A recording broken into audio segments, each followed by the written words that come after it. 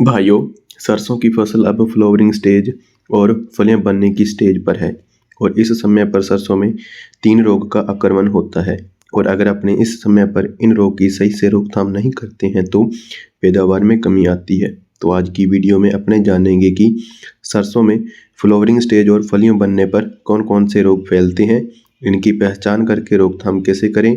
तो नमस्कार किसान साथियों, मैं हूं मनिंदरजीत सिंह और आप देख रहे हैं सही व सटीक जानकारी देने वाला आपका अपना चैनल ब्राइट फार्मिंग।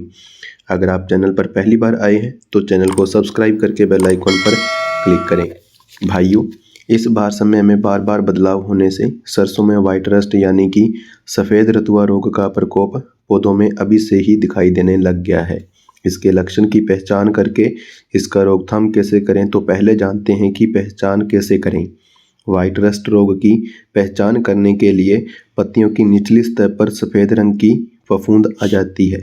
पत्तियों में सफ़ेद रंग की फंगस दिखाई देने पर समझ लेना चाहिए कि पौधे में व्हाइट रस्ट का प्रकोप हो चुका है।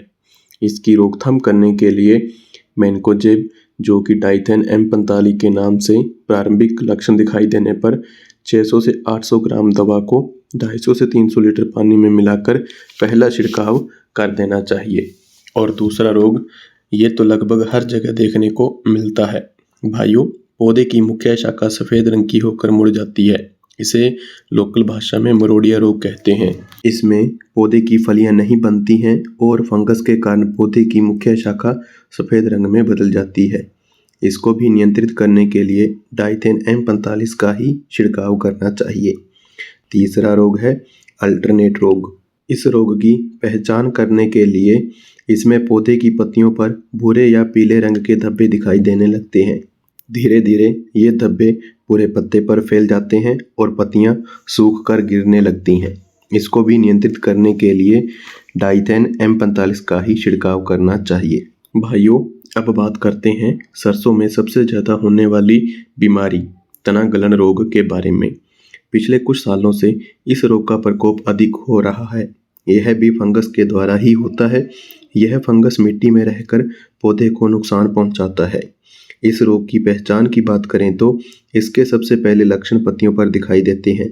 पत्तियों पर सबसे पहले कपास के फोहे के समान धब्बे दिखाई देते हैं और फिर ये तने के पास आकर तने को नुकसान पहुंचाते हैं।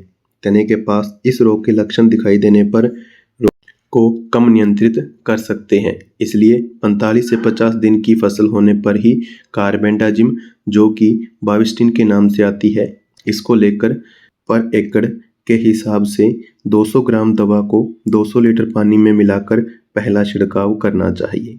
दूसरा छिड़काव 65 से 70 दिन की फसल होने पर सेम मात्रा लेकर छिड़काव कर देनी चाहिए।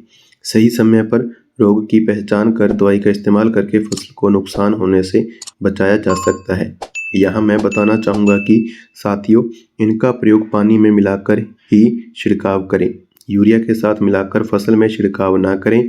ऐसा करने से फसल में इसका कोई रिजल्ट नहीं मिलता है। इसलिए भाइयों, इन दवाइयों का छिड़काव आप खड़ी फसल में पानी के साथ मिलाकर करें ताकि अधिक से अधिक रिजल्ट आपको मिल सके। इसी के साथ आज की वीडियो में इतना ही। मैं उम्मीद करता हूं कि मेरे द्वारा दी गई जानकारी आपको अच्छी लगी होगी। जानकारी अच्छी लगने पर वीडियो को अन्य किसान साथियों के साथ अवश्य शेयर करें। वीडियो को लाइक करें, चैनल को सब्सक्राइब करके बेल आइकन पर क्लिक करें। धन्यवाद। जय जवान, जय किसान।